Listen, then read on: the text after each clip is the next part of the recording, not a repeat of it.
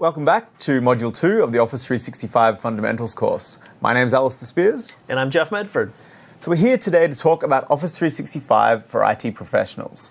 In this course, we're going to talk a little bit more about behind the scenes of Office 365, how we architect Office 365, how all the different workloads and services hang together, and some of the operational processes that we do at Microsoft to make sure that Office 365 is always up to date and always available for you as a customer of Office 365. So the agenda that we have here today is essentially to talk about our global cloud infrastructure, the logical architecture of Office 365. We'll talk about some of the workloads behind the scenes and how we architect those workloads specifically. And then we'll talk about service operations, how we manage the service and keep it up and running for you. So the cloud. The cloud is a magical thing, Jeff. Yes, it is. It is. Everyone knows about it, right? Yeah, the cloud. I love when I hear people that may be less technical kind of stare up at the sky like the cloud was some orbiting space station or something like that. Yes. But the cloud has gone for this kind of niche technology that was all hype to something that's just part of our everyday lives now. We use it in social networking. We use it without thinking in email. It's also controlling the giant robots on your Xbox That's these right. days with That's right. Titanfall and those sorts of things. So it is kind of that thing that's just pervasive through all of the technology that we use today. But when you're talking about enterprise IT, and when we're thinking about kind of the corporate technologies that we have to manage as IT professionals, we need to treat this stuff differently as we treat it as a consumer.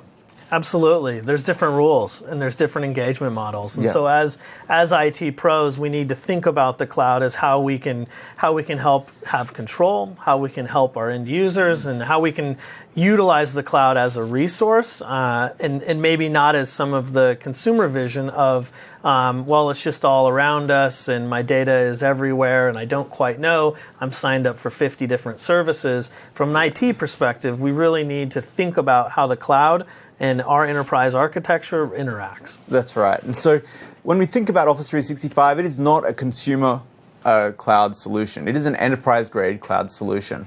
And as an IT professional, you should absolutely not treat it as this mysterious black box. It is very different to, say, other technologies. And as an IT professional, it's our value to our organizations to really understand what's going on behind the scene, understand the technology that we're using, because it's kind of our value. Otherwise, we wouldn't be IT pros. Right? Absolutely. And I think one of the big part of investments from Microsoft is to give IT pros control, to give configurations, to allow you to really have a deep level view of Office 365. So we're definitely not saying treat it like a black box. We're saying we've added the controls. We make the investments, whether it's PowerShell, whether it's admin center controls or message center, that from an IT pro perspective, you can own, control, and really manipulate Office 365 in a way that's beneficial for your business. Absolutely. So Jeff, take us through some of the global infrastructure that actually runs Office 365 behind the scenes. Yeah, it starts from a data center perspective, and that magic cloud actually is really big places out on plains or out by rivers or places that geologically we've surveyed and said, hey, this is a spot for a data center. And so all the magic of the cloud happens in very real scenarios with people working, with servers humming in a data center architecture.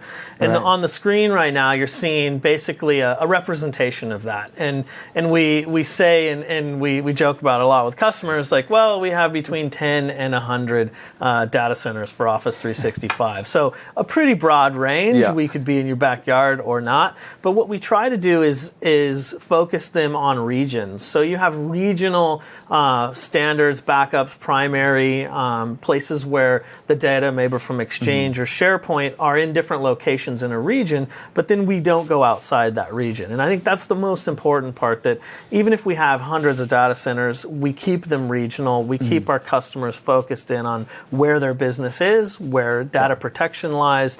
So as we build out that network across the whole world, It starts with those huge data centers, the billions of dollars of investments that we're making, and then starts to move out from there. And so what would you say to customers that say, hey, I have data centers already. I have 10 data centers, I have 20 data centers. What makes a Microsoft data center different to, say, a customer data center?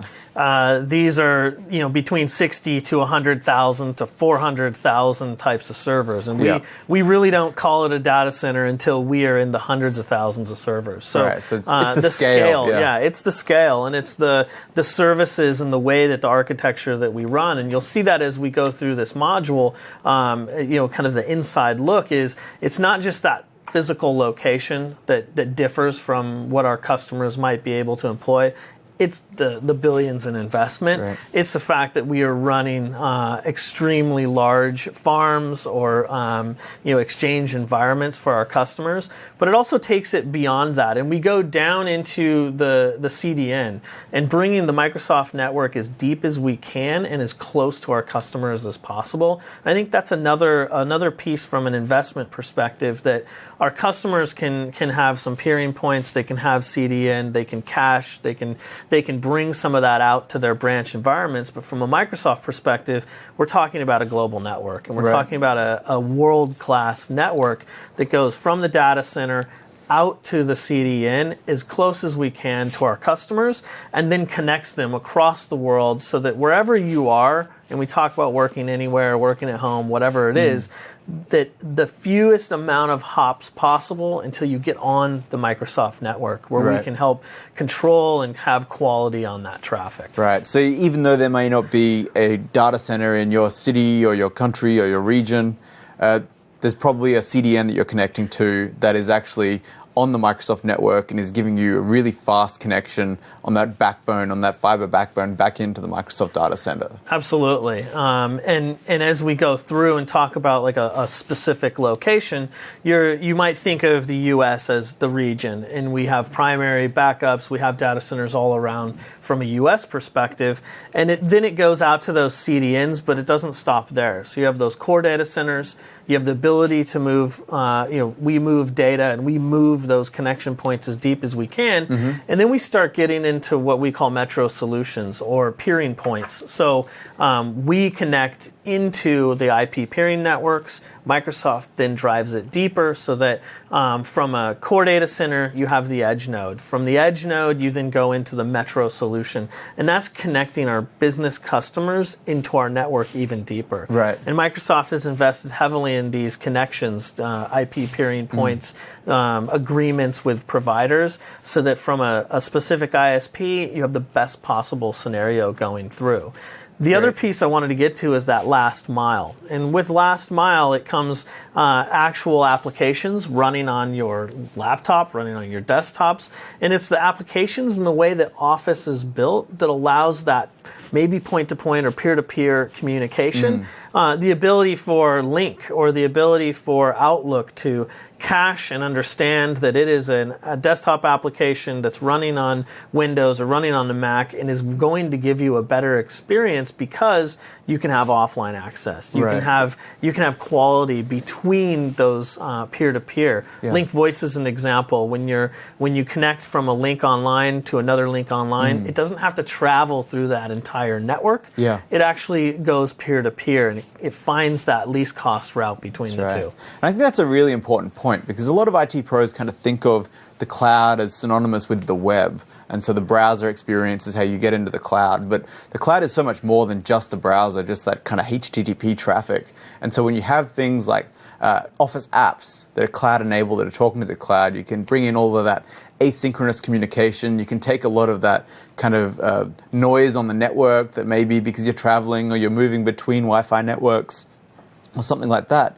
You can actually smooth over a lot of that with the smart endpoints that we have in Office and the Office apps themselves. Absolutely, and to take it to the next level, you talk about click to run and you talk about Office and what a lot of our customers and even IT pros don't quite understand what Office is and how we deliver it.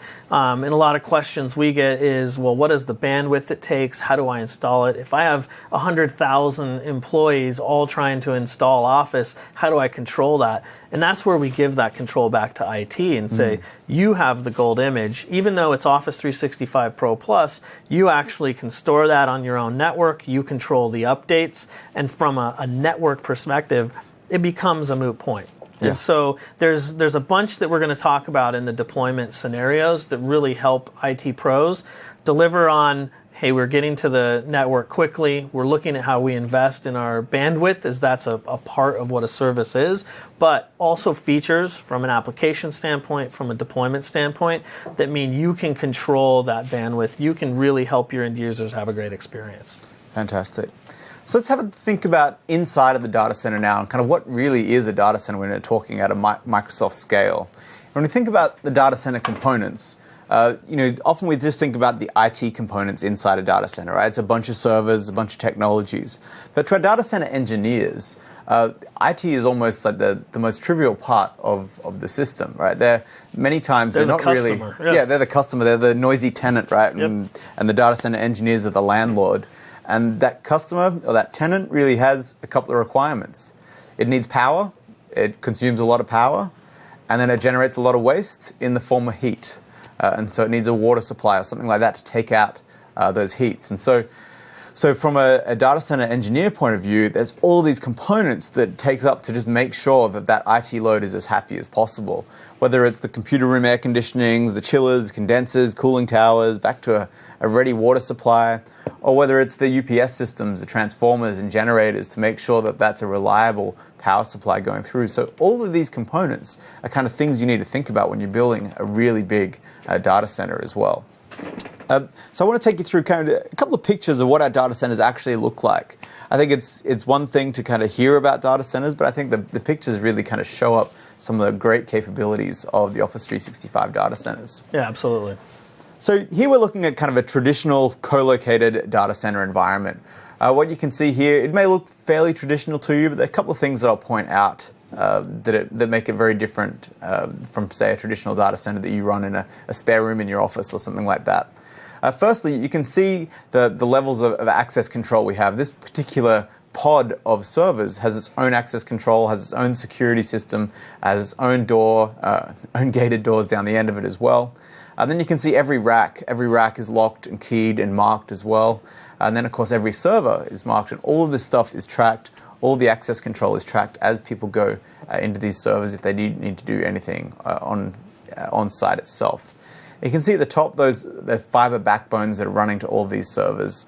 These servers have a huge bandwidth requirement, so making sure that all of this stuff is connected and running fast is really important as well.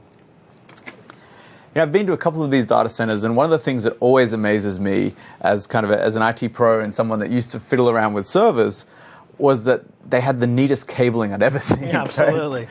Standards of cabling. Exactly. There's manuals of cabling, of which colors go where, how to bind it, and those sorts of things.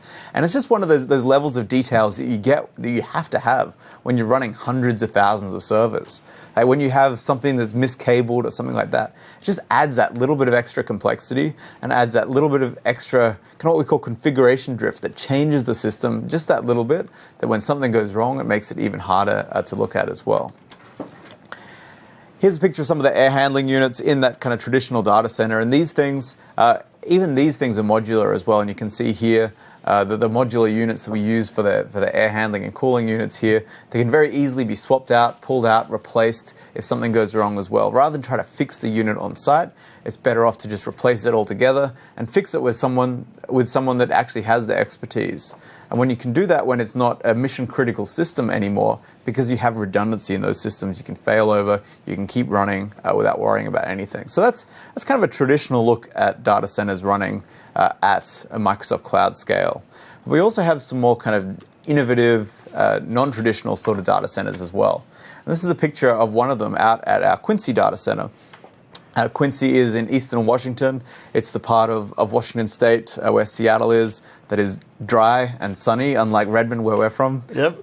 This is a great conditions for data centers, whereas I think Redmond's are better conditions for software development. That's right. It's always raining and indoors. Dark, black lights. That's right. A lot of coffee. Yeah.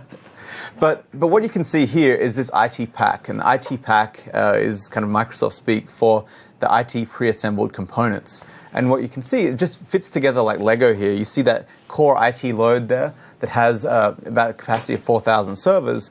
And you can see in this particular picture, we're lowering in an air handling unit on top. So you talked earlier about the IT load and all of the other pieces, that the IT load is just one piece. Yeah. This is the IT load, right? And, That's right, and when you think of what our data centers really look like, it's electrical engineers, it's facilities type of people that simply take that IT load and then implement it within this next generation data center. That's right. And in terms of running the IT load, that's all done remotely, right? It's done by the Exchange team for Exchange Online. It's done by SharePoint team for SharePoint Online, or Link for Link Online. We don't need to have the data center engineers understand that. They just need to know that, well, let's just keep this thing powered and keep this thing cool and keep it running. And then remotely, we can manage the rest of the things, even down to like hard toggling the power of a particular server over IP or something like that.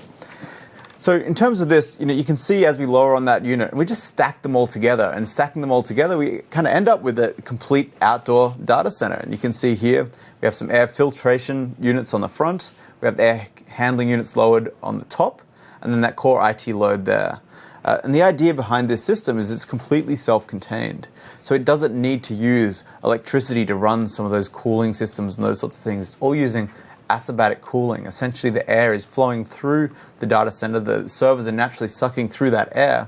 And as the air is heated up, it gets pulled out of the top.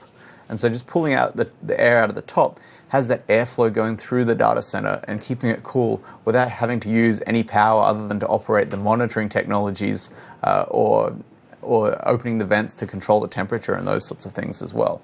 So it's a really efficient way of doing it. And now we're getting to the point now that we're actually building data centers built for servers rather than trying to retrofit office buildings into server rooms and data centers. And people have a very different expectation of environment than servers do. And so this is kind of fit for purpose way of building a data center as well. I think that's always a point that gets some laughs when we talk to customers, because they picture themselves on the 8th floor of whatever building they're on, trying to redo the entire floor, do the raised flooring when it was built for people, cubicles, that's right. And all the heating and everything else. It really is a different story. We've heard from many organizations that are moving to Office 365 primarily because they're server room can't take any more weight. It's in danger of collapsing the building and collapsing the floor full of people underneath it. And so there's a whole bunch of different reasons that people are moving to Office 365. And we can take care of this at a much better scale in our systems as well. So the key point of all that is that really that Office 365 infrastructure operates as a separate data center within a data center, kind of an inception type data center, if you like. There's shared mechanical and electrical. There's that shared global fiber network and the peering arrangements that Office 365 benefits from. But then, of course, there's a separate internal network. There's separate hardware and separate storage from our consumer systems, separate encryption procedures, separate compliance policies, and separate access control that make up Office 365. So you're really getting the benefits of all the scale that Microsoft has, combined with a separate enterprise IT environment, which is highly controlled and highly secure as well. So with that, let's kind of transition now and talk a little bit more about the logical architecture behind Office 365. And we think about Office 365 as one service, but really it's not just one cloud service. It's kind of a set of cohesive services that make up for it as well. And I think that, typically what we position as Office 365, sometimes customers ask us, well, it's Office, right? And it kind of starts with that. That's the brand. That's where we are. But that's really that top-line application scenario. So when you think of user productivity applications, it starts with Office. That starts with what we continually envision and continue to move forward with. And then as we build down the layers, you'll see how the servers become services. The platforms have to then expand to fit all of these pieces. But it starts with Office and the experience that a user truly has with Office. That's right, and that's what they see every day. It's Office, or it's Project and Visio, or it's Office Mobile on their tablet or their phone. Or if it's Office Online, it's Office using the web applications in Office Online, so you're just using it directly through the browser. But built on top of those kind of user productivity applications is also the organizational productivity services that we use as well, and that you may already have on premises. Things like Exchange, SharePoint, Lync, Yammer. All these things are not so much apps built for one user, but they're tools to collaborate, to communicate, and to share all this content as well. And so many organizations, and as IT pros, we're familiar with these tools. We know Exchange, we know SharePoint, we know Lync, we know Yammer. But what we're getting with Office 365 is everything together in that scenario as well. And I think that's a big point, because for the last 5 or 6 years, as I've worked with IT pros, it's very simple to say, well, we have an Exchange server. Why don't we move that to Office 365? We have SharePoint. Why don't we move that? And so it's very simple to think of it as that services platform, but then it is all those other cohesive pieces that really make it Office 365. And even now, questions come when I talk to IT pros of, how do we get Office 365 on premises? And it always brings a smile to my face, but I try to explain this slide to them and say, Office 365 isn't just the latest of Exchange 2013, SharePoint 2013, but it's everything you're about to talk about, which brings all of these pieces together so that you have that single management, you have that single commerce platform. So that's a big part of the IT pro thought process of what is actually moving to the cloud and what are some of the value add when you think of it from an all-up service. That's right. Because those user productivity applications, the organizational productivity services, by and large, you can get them on premises. You can set them up and manage them yourself, but you just can't manage them as economically as you can Office 365. The things where Office 365 really starts to differentiate itself is around some of these shared platform services as well. Provisioning, update automation, identity management, access control capabilities, system monitoring, what we call the commerce platform, the ability to add new services very easily, control users, license users for the different capabilities, and segment your users out so that you don't need to give every user Project and Visio or even every user Office or something like that. You may want to have some users that are just email, and you may have other users that are just SharePoint, and you may have some users that have all you can eat. They have everything, all the capabilities available to them as well. So we can segment all that stuff out through the shared platform services really quickly as well. And I think it goes back to the previous module when you talk about lead and build and what does it take, and thinking about Office 365, this is all built. And not only is it built and running with customers on board, but we've built those admin scenarios, we've built those security scenarios, we've built the automation things in so that from a lead time perspective, or when you're looking at Office 365 versus building something on premises, it's already there and it's waiting for you. And that's right. And that's a big part. It's built and it's running. So it's really about starting to consume that service. Absolutely. So then the final set of services I'll talk about are really this idea of streamlined management services as well. And this is kind of interesting because they're not all sort of technical services. Now we're starting to get into kind of the operational components of Office 365, the things that really differentiate Office 365 from an on-premises services. And one of the kind of most important ones in terms of management services is that engineers are on call. The people running Office 365 are the people building the products. It's a very strong DevOps model in that kind of a scenario. You have the Exchange team responsible for Exchange Online. If there's a problem with Exchange Online, we take the Exchange team off working on the new stuff to go and fix that problem online. We wake them up at 3 a.m. We wake them up at 5 a.m. Likewise with SharePoint. If there's a problem with SharePoint or a problem with a SharePoint component, it's the developer responsible for writing that feature that's responsible for fixing that feature as well. So that strong management services really enables this kind of positive feedback loop in making the service better and better. Yeah, and I think that speaks to the last 6 or 7 years from a Microsoft perspective of moving from longer release cycles, engineers who built on premises, and then an operations team that brought it to the cloud, whereas it really is Office 365 first across the services. Engineering, like I said before, that's where they live, that's where they deploy, that's how they do their jobs, and if something happened or is wrong, that's who gets called. And so there's a really great level of accountability from an engineering and investment standpoint on Office 365. Absolutely. So when we think about that, this highly cohesive set of services, they're also very loosely coupled services as well. We like to separate out all these different functions and have distributed components here as well. This loose coupling, in how we build Office 365, really limits the scope of if there are failures in the system, and of course there will be failures. It's technology, right? And as IT pros, one thing we can rely on in our jobs is that sometime technology will fail. Absolutely.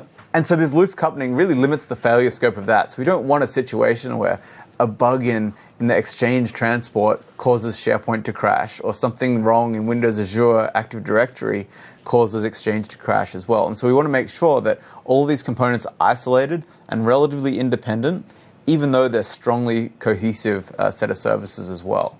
We also do things like replicating the data, the directory across all these different services. So if there is a point of failure around identity or something like that, all the services can continue to operate. And so you never see a complete outage with Office 365.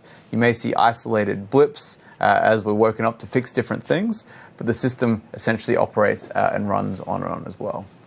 So let's take a look at kind of the architecture at some of these services. And we'll start with SharePoint Online. And one of the interesting things about Office 365 is that in the past, as IT pros, we kind of had a specialization, right? We knew the SharePoint architecture really well, but we knew nothing about Exchange. Or we knew Exchange really well, knew nothing about Link, and so on and so on. But Office 365 does force us to have a little bit of generalist knowledge about the architectures of all the different workloads and all the different products we use. So we'll take this next part of this presentation to talk through all these different scenarios as well. So kind of this is the SharePoint 101 situation for perhaps Exchange engineers or something like that. Yep. Is that SharePoint is kind of that traditional three-tiered architecture: a database tier, an application tier, and a web tier. And together these things make up what we call a SharePoint farm. The web front end handles that front end traffic. The application services run things like search crawlers and different workflow engines and the central administration to control all the different site collections that are provisioned inside of your SharePoint environment. And then everything is stored in that SQL database with configuration files and content databases, crawl databases, and a whole bunch of other databases inside of SQL. So SharePoint Online is still SharePoint. We had to remember that SharePoint Online is the SharePoint environment. We're just running it at a whole different scale, and we're running it at a very unique architecture and topology because of that as well. So if we think about the SharePoint architecture, start with the database and start with those core building blocks. And of course, Active Directory needs to be there, SQL servers, web front end and application services, and then the federated services that add to those things and those sorts of things as well.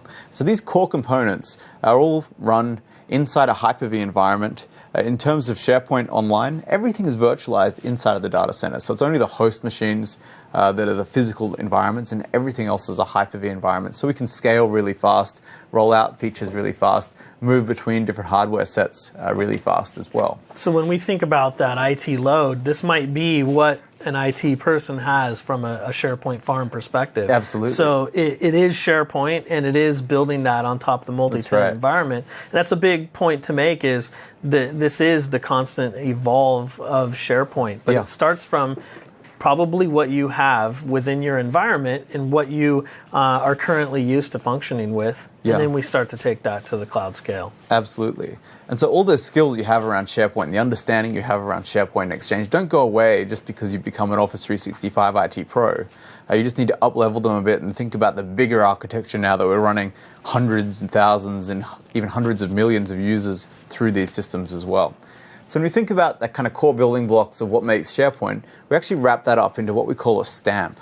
And a stamp is essentially 150 to 250,000 user capacity in Hyper-V servers. And that's kind of our small building block that we think of when we need to scale out more SharePoint Online. So more SharePoint Online, rather than just adding a couple more servers, we actually add capacity for another 250,000 users, and we just stamp it out, hence the name stamp. And so then a network has multiple stamps inside of the data center. We have all of these different stamps operating. Your own tenant will be spread across multiple stamps, so in case there's a failure on one of those stamps, we can continue to operate on other stamps as well. And together, with extra components like Active Directory synchronization, System Center Operations Manager to manage all those different environments, DNS, admin, backup procedures, mail services to send mail out through SharePoint, we wrap that all together, and that becomes essentially what we call as a SharePoint network. And then, of course, every data center will run multiple versions of these networks, spread your data across all of those networks as well, load balance that environment, and, of course, also have a high availability system with an entire other data center that has that environment operating in it with a similar model as well. This is one of those 10 to 100 other data centers. Exactly, right? yeah.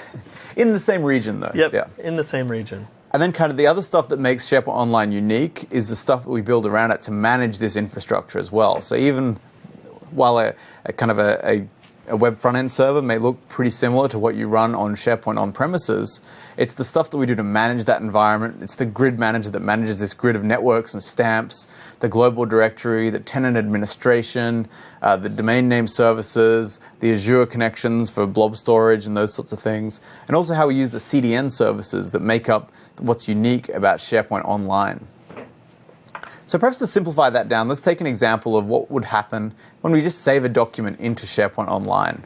So this is a pretty kind of simple example that kind of makes the point of where your data will go when you save it. So as a user, I'll save it into SharePoint Online.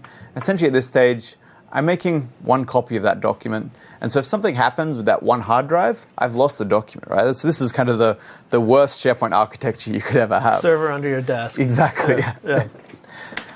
And so, of course, the next thing you do, logically, RAID 10 across that so you can prevent against that disk failure itself. In Office 365, we also synchronously mirror that to a whole different rack and a whole different stamp. And so you're adding up to 6 different copies of that one document throughout the Office 365 infrastructure.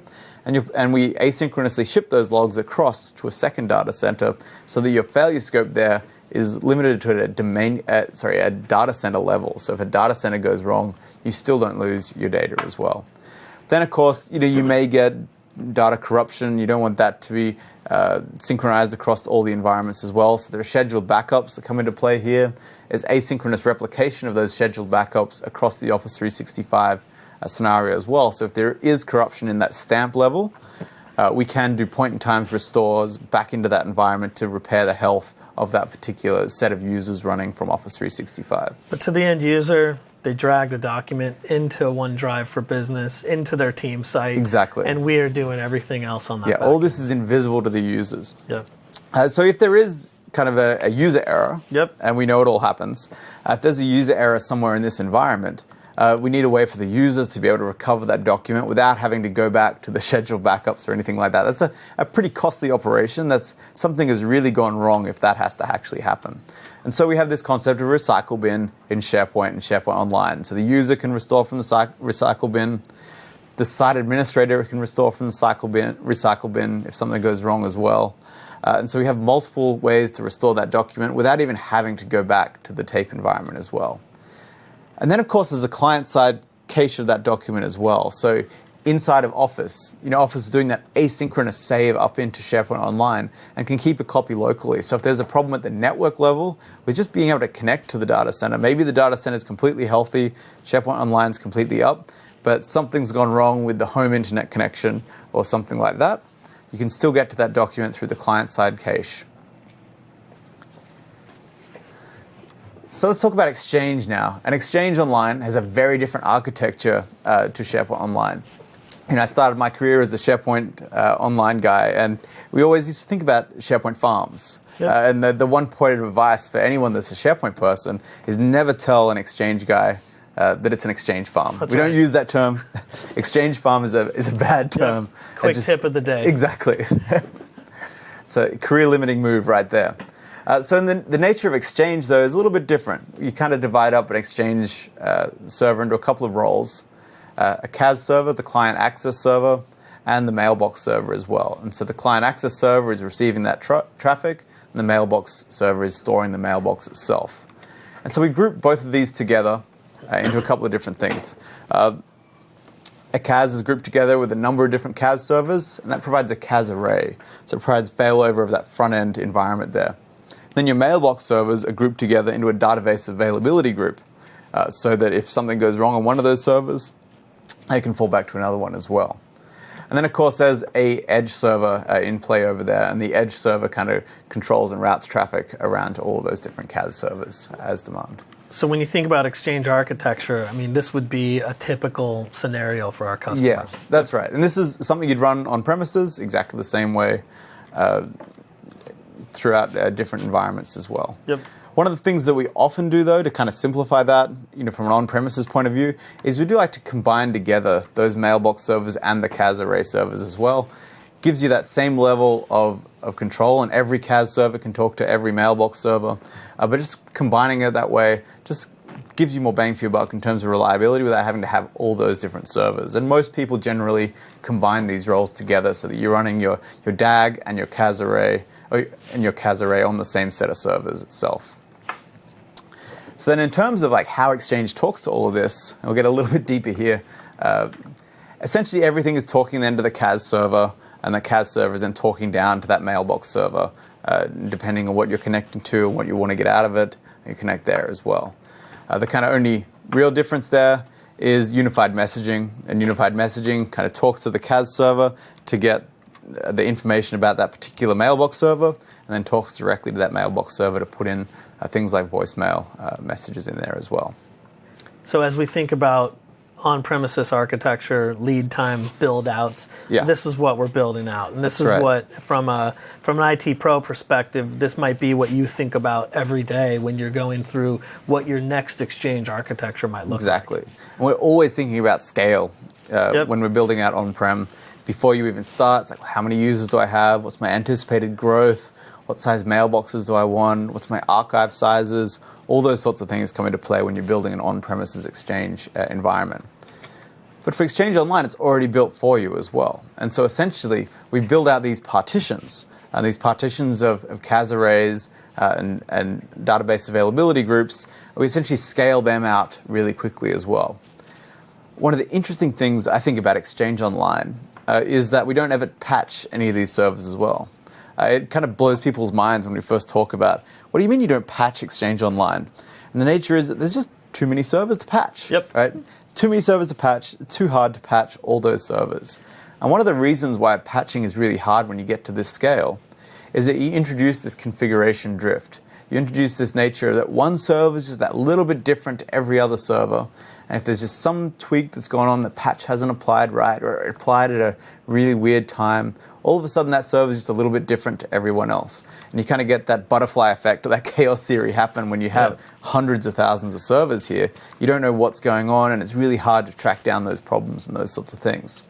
So rather than patch, essentially what we do is we just format reinstall those servers. The nature of Exchange is really scalable, that you have that database availability group, that you can take a mailbox, a server out of rotation. It still lives on another 3 or 4 servers inside of Exchange Online. And we can just take it out, stop it accepting traffic, shut it down, reformat it, rebuild it at the new baseline, the new build number, the new patch level, essentially. And then rejoin that into the network, rejoin it into the database availability group, and start transferring that load back onto that server to keep it all up and running really fast as well. And so that whole process is all automated. It allows us to do all of these patches, well, essentially patches or updates, automatically via code, and just roll it out, stamp it out, and make sure everything is a consistent environment. If there's a problem, we can always roll back, and it's very easy to identify through this way if that happens. Yeah, and I think the key there is automation. So when you're running at the scale of what Exchange Online runs, everything has to be automated, and servers have to tell each other that they're no longer healthy and are going away, or other servers have to vote those out of the group. And I love that story that you tell of servers that are constantly talking to each other, and when one stops responding or is unhealthy, the rest of the servers say, go away. You're not needed any longer. And it's such a big change for us. And if you've been around in IT for a while, the old discussions we used to have were about what will we name our servers, right? And what's our naming standard? Is it like Star Wars characters, or is it like big cats, or French impressionist painters, or whatever it has to be, right? we always had these weird naming conventions for servers. But in this model where you're just constantly formatting and reinstalling the servers, it's not even a concern anymore, right? It's just numbers. How long is the GUID you're going to use. Exactly. Yeah. Just give me something unique. Yep. So Office clients, we talked a little bit about those server backend processes and procedures. Jeff, perhaps you can take us through how Office works in this Office 365 environment as well. Yeah, and I alluded to it a little bit, but from the data center to the CDN to how it's actually delivered. What you see is, from a technology standpoint, allowing end users to capture, to go to an app store, to go to Office 365, and to download and to deploy on their devices. It's a fully different experience. And from an Office 365 Pro Plus, to allow 5 installs from PC or Mac and then across devices, it really changes the game from what we talk about from a deployment perspective. So it starts with the fact that we have Office bits, and the bits sit within our CDN as close as we can get them to you. And that's a big question of, well, is this Office Online? Is this Office? What is this Office 365? It's an install, and it's bits, and it uses click-to-run technology, which helps you be able to install side by side with older versions of Office. We've done the sequencing basically for you from that app feed perspective, and even in some of the latest releases, being able to choose which parts of Office that you can or can't install.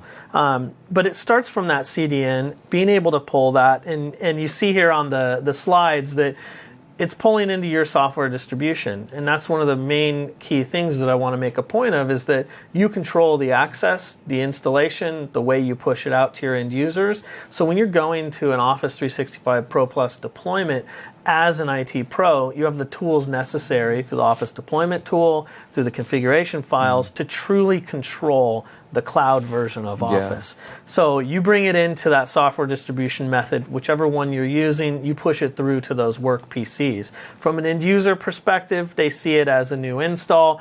They don't, you can do it without the admin rights. It all is automated from your own technology. The next step is also the kind of bring your own device or bring your own computer, whatever it is that you're going to bring. Office is now available across multiple different platforms.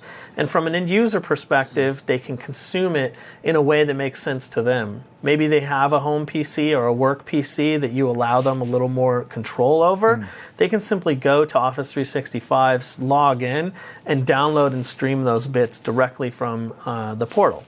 Or they can do it from those app stores that I talked about. So being able to, on a Windows phone, being able to have Office integrated already, being able to look at it across iOS and the various other devices they might use. So it brings control from an IT perspective. Do it through your software deployment. Do it through your own architecture. You control the actual updates or the release cadence that you have. So the bits will always be available to you in the latest format as we update them. And then you can set your own schedule as far as how that rolls out to users. And that's a critical component as an IT pro. And that's one of the things we always talk about with Office 365 Pro Plus specifically, is that you have that control. And the method is per your choosing. That's right.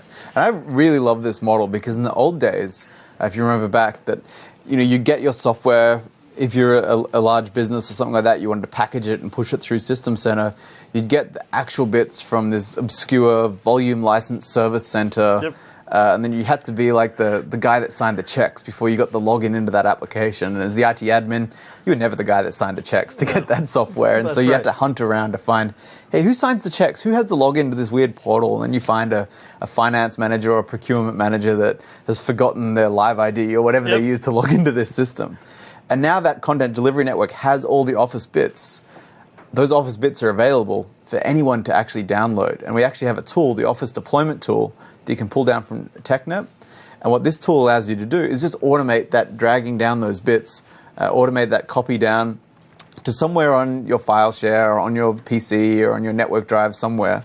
And so you can just always have that set up as a scheduled task to just download those bits whenever there's a new bit, and then you can have it always ready on your drive, and you don't need to worry about the VLSC, because the activation of the software now is tied to the user rather than the bits itself. Correct. And you have the control over that, and you can users can activate, deactivate, use it across devices as needed. In that network location or wherever you said, that becomes your gold image. You know, instead of treating Office like an OS install and hey, we're looking at this 3 years from now when we do PC refresh, and it really becomes that application install that happens quickly.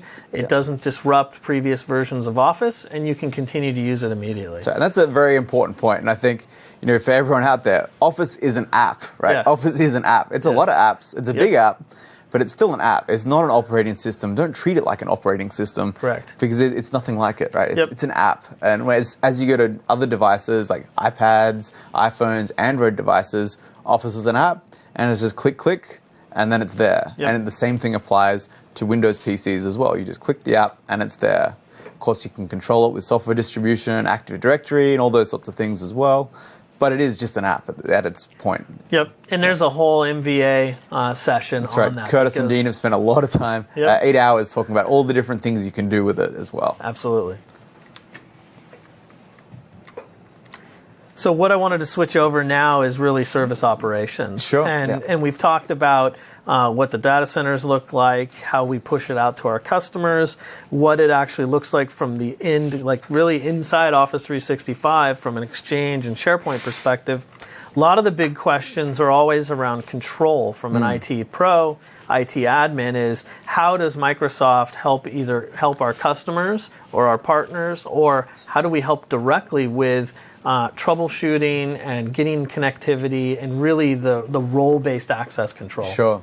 And role-based access control is a topic we're all familiar with as IT professionals. It's something that we've used a lot in Exchange for the last, 10 years now. I think Exchange 2003, we started to introduce this notion of role-based access control.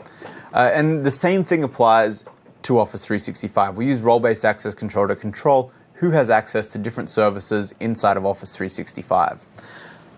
One of the big differences, though, when you're thinking about like a server traditionally on your network, it's part of your domain, right? So it's part of your domain. You log into it. You know, it may be like corp/service account or something like that, but it essentially lives in the same domain. So as IT pros, if you have the right permissions, you can log directly into that machine itself. But that's not the case with Office 365. In Office 365, our staff, our engineers are on the Microsoft corporate network. The Microsoft corporate network is very different to the Office 365 data center network, and no one has standing permissions on the Office 365 data center network. That's an entirely different, segregated environment. I can't log in just straight into an Office 365 server. You can't do the same. It's a very strict approach to get there. And so what we've done is we've taken this idea of role-based access control, and we've expanded it a little bit for time-based role-based access control. And essentially what happens is that when there's a service request and there's something that actually has to happen on the data center itself that can't be done by code, it can't be an automated process, some of our engineered operations can't just fix and automate the response, and an admin actually needs to log in.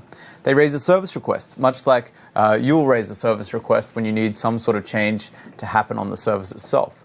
This is important because it's auditable, and it's available by self-service reports. You can actually see some of these requests if it affects your data into the non-owner mailbox access report that you see in Exchange Online. And essentially that admin will request into a system we call Lockbox. And what this Lockbox system does, it assigns these temporary privileges and a temporary user account that it's auditable separately as well. And so for the admin to even get to this stage, essentially we're generating a least privilege account for that user to go and do these tasks that is time-bound. And before they even get that account, they need to go through their background checks, they need to have fingerprinting, security training, and a whole lot of really extensive procedures before you operate on the Office 365 data center network itself. And then that temporary privilege is generated as well. So this is an example of a really interesting way where we've taken that idea of role-based access control and we've expanded it even further, and we've made sure it's auditable and compliant in how we operate this system as well. That kind of talks to our whole Office 365 operations model as well, and how we've slowly evolved it over time as well. Think about the kind of traditional IT environment that we used to all deal with 10 or 15 years ago. We had a lot of highly skilled and very domain-specific IT pros. Because you needed to. You needed to understand the environment you were building.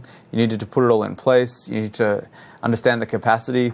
And it needed to be static, predictable, change-freeze type of environment. And this is kind of the outsourcing model is still kind of a continuation of this in many ways, that you just kind of change-freeze that environment. You lock it in place. When you lock it in place, all of your documentation stays up to date. You don't have to worry about anything and those sorts of things. And your success was really defined by how skilled you were to actually make those changes on the service you were running yourself. The product team, if the case is Exchange or SharePoint, was totally far away. It was totally disconnected to your environment. Yep. You know, you wouldn't ever see them. You kind of raise a support ticket. Maybe over time, you know, it would get fixed through a hot fix or a service pack or something like that. But your day-to-day success depended on you on the ground, understanding everything that was going on in that environment. And over time, we've merged, you know, tried different approaches as well. We had the service IT model. This is kind of the tiered model that many organizations use today, where you have a tier 1 operations support, escalate to tier 2, even tier 3 sometimes, before you finally escalate through Microsoft support, and then escalate through to the product team as well. And that's a great model because it does help you like shield your more technical people from a lot of the baseline questions, Yep. you know, the have you tried turning it off and on again sort of questions that you have to deal with. But the problem with that is it's just too slow. It's too slow. And when you have an SLA like we have in Office 365, which is 99.9, that allows us essentially 43 minutes of leeway every month. And so if you have to escalate a tier 1, tier 2, tier 3 before someone can actually look at the issue, that's going to be way more than 43 minutes to actually resolve that issue. So that service IT model, while great, just isn't fast enough for us to really highly operate an Office 365 service. Yep. So then, you know, we initially tried now our first kind of foray into the cloud services in the Office team was something called BPOS, or the Business Productivity Online Suite. Yeah. I like to call it the big piece of software right. in the cloud. And that was the first model. We had this direct support model as well. So you had like a very lightweight tier 1 operations support. And then at any time, we'd have 10 to 12 engineering teams around the clock monitoring the service 24/7. And when we first put this model in, you know, this initial model of having the engineers do the support themselves and fix it.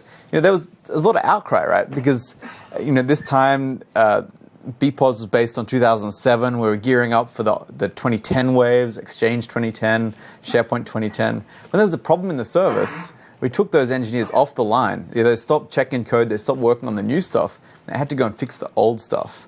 They're working up at 3 a.m. at night. You know, they were complaining that, I'll miss my deadline for these features and those sorts of things. But the weird thing was, a funny thing started to happen after about 6 months of this approach, this direct support model. The code started to get a lot better. You know, the features started to get a lot better. And it actually started to shape what Office 2010, SharePoint 2010, Exchange 2010 became. Because for the first time, you know, we've always heard the pain, we've seen the escalations, we've seen the support issues. But the first time now that we were actually running the service ourselves, we felt the pain, right? We felt that initial pain. We lived the pain. We were woken up at 3 a.m. With automated voice messages to go and fix things in production and those sorts of things as well. And that really helped make those products better and that really positive feedback loop. But of course, there's always room for improvement as well. And so now we've moved on to this notion of engineered operations. And so engineered operations, essentially, while there are direct escalations, we really rely on operations as a separate engineering discipline to really not so much take those support calls, fix the issues, but analyze the issues that the engineering team and the product guys are making, and then automate those things as well. And so then the next time issues occur, we have software-aided processes that can actually automate and even automatically fix those particular actions that happen in the service as well. An example of this is a feature that you've seen in Exchange 2013 called Managed Availability. Managed Availability is this notion that you can have multiple different servers, and essentially those servers form a quorum. And if those servers start to see that one of those servers is acting up, they kind of vote it off the island. And rather than waking the engineer up and that server causing issues with the whole availability group, essentially the other servers essentially just tell that server to go and crash itself. Yep. And you can sit there and wait. And the idea of this is that we have enough capacity, we have enough redundancy in Office 365 that one server doesn't matter, right? A server can break, but the service experience continues. And so when we have that sort of thing happening in Office 365, the whole idea for that is the engineer can sleep in, right? The engineer can get to that blue screen machine at 9 o'clock the next morning. They don't have to be woken up at 3 a.m. because it's not a critical issue. It's not down. Yep. People aren't down. The service experience continues. We're just operating with that extra capacity as well. And obviously, the system keeps running. And then they can get to root cause at a different time. Exactly, right? Yeah. You got to move on from trying to diagnose root cause. And, traditionally, when it was on-prem, when the escalations finally came to Microsoft, we needed to look at those root causes. We need to understand that root cause straight away. When you're running a service, the priority is getting back up, right? Getting back to uptime is the priority. And with all the logging we have and the 24 or so terabytes of logging we generate every day, then we can start to look at that root cause analysis and reconstruct those issues itself offline when the service is healthy, and we continue on as well. So let's talk a little bit about change management inside of Office 365 now. We've alluded to a couple of these concepts, and we have a whole session based on this later in the course. But a couple of things to understand about change management inside of Office 365 and in the architecture itself. Firstly, the majority of changes that are done on the service are all done through code. This is a true DevOps model. So everything is deploying a new build of a particular service or server or workload. And that really helps us just automate that whole process. It makes sure that configuration drift doesn't happen. And it makes it really easy for us to version different issues. As we roll out a particular build, if we see that it's not so healthy, we can revert that entire build from the system and roll out the next one, essentially. So it's a really easy way rather than having to try and patch and automate the patching of all these different servers at any given time as well. Sometimes there do need to be non-code changes, right? And so those sorts of changes, those sort of, system is down, we need to fix something straight away. Those things need to go through multiple series of reviews. This is still a very strongly protected system. And so there's peer reviews, there's manager reviews, and generally they're implemented via automation, a PowerShell script or something like that, so that we can track that code, so we can roll that code out as well as that. Of course, the implementer, and the implementer in this stage, as I alluded to before, is the engineer responsible for that particular feature in the product. And so the subject matter expert is the person making that fix. And so they always have veto power if they think, hang on, this thing doesn't look, this sort of change may impact something else in the service as well. As great as it is to have all the automation that we have, it's still important that a human is in the loop, right? It's still the old Mark I eyeball. There's that tacit knowledge of the experts we have in the Microsoft engineering team that need to do all these things and understand that code, that system, better than anyone else. When we think about the other changes as well, every change is planned, reviewed well before implementation as well. And as we get and talk about how we roll out these features, essentially they're all made a week in advance. It forces the person that's requesting the change and the person that's implementing the change to make sure it's right before it rolls out into the wider production as well. And it has to go through a series of gates and a series of gated environments before it finally makes its way into the wide world of the production Office 365 environment as well. And of course, if there's a break-fix incident, and of course break-fix incidents will happen in the live site, we have an incident protocol. They're always under the supervision of one of our senior engineering managers. There's an on-call team that's put together to manage and monitor any of these issues that happen as well. So when we think about how these changes actually get deployed into production, firstly, we've got to think about production as the most sacred environment we have inside of Office 365, right? It's where the it's the customer's environment. It's where your data lives. It's where my mailbox lives, your mailbox lives. Yep. Perhaps people watching's mailboxes are already in Office 365 as well. So we want to make sure that it's highly protected and highly rigorous as well. If any single change fails any step in the process, the entire build is abandoned. We scrap it. So it's not that you just go back a step, like, all right, do some more testing. It's cut. Start again, start from scratch, start from a new build, and move that package through the environment as well. There's a whole bunch of automated systems that run in this environment, and it's the same pipeline used for the server products as well as the service. And that's an interesting concept for a lot of people to think that, when you see Exchange Service Pack 1, It's that one build tree that we use for Exchange. It lands in Exchange Online, and it lands in Exchange Server eventually as well. So the way to think about Exchange Online is it's kind of n builds ahead of the Exchange Server product at any given time. Obviously, when we roll out something like a service pack or a public update to the clients or the servers themselves, we need to do a whole bunch more testing for different architectures that people may deploy on-prem. There's one architecture in online, and we know that architecture really well, and so we're always ahead of the curve in terms of the build branches in online as well. And so that same pipeline moves through as well, and those changes as we move through that production environment starts with our test accounts, starts with our testing environment. Obviously, the developer checks in that piece of code into the environment. It gets built on their own testing environment. It goes into a check-in validation environment. Then it goes to a post-check-in environment. There's a lot more testing. Every day there's an official build, and that official build gets an official test cycle. And then slowly it starts to creep into our production environments. The first part we call is our service dog food environment. Our service dog food environment is kind of a selection of production users. Microsoft is one of these production users, so we are kind of the guinea pigs ourselves of all of these changes that go through Office 365. And then after that, we slowly start to slice it out into production. This notion of slice in production essentially means we roll it out to a few parts of the environment, and we see if it changes. We monitor the health, we monitor the server capacity, we make sure it doesn't affect uptime, make sure it's not consuming more resources than we expected it to do. And once we see that being safe, we start to roll it out to the next slice, the next slice, the next slice, until it's throughout the production environment. So that sounds like a very long process, but the reality, this is constantly going on. There's constantly builds in flight going through this environment and turning on into production. And the nature of this is that because we're doing this so often, the changes that we are able to make in that short amount of time are relatively small. So most of these changes, the users and even the IT admins don't actually see these changes. In many cases, they're back-end services. And for big changes, lighting up new features, new capabilities, we generally push out the code first before we light up the user interface to enable that particular feature as well. I think one thing to remember is we can always pivot on a hotfix or something that's necessary extremely quickly. That's right. But then when it comes to actually deploying new features out to production, that's why you might see sometimes we say, oh, hey, Exchange just added this new feature. You may get it in the next few months. Yeah. And that's a big difference between how we handle things that are critical hotfix and how we handle things as they roll out. Yeah. You take an example of like a critical security update for Exchange Online.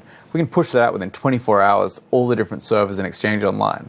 And of course, pushing that critical update out basically involves formatting and reinstalling hundreds of thousands of servers, but that can be done in 24 hours.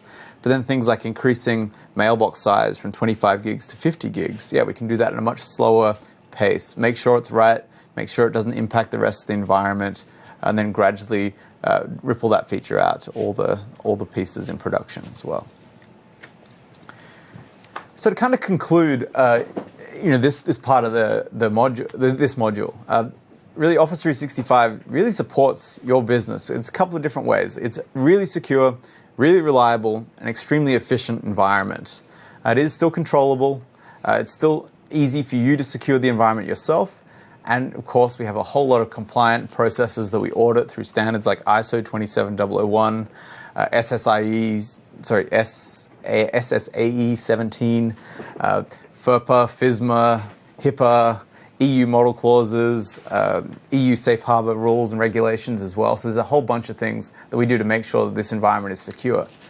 But it really does help you evolve the business itself. It helps you evolve the business, outsource that commodity focus of stuff that you really don't need to care about anymore, reduce the core platform costs that you have for running things like email and SharePoint, deliver the latest technologies, and get all the stuff that we've spoken about here with no build lead time. We've already built this architecture for you. We're kind of waiting for you to come on board with this environment. So thank you very much. Stay tuned for the next module, getting set up with Office 365 deployment.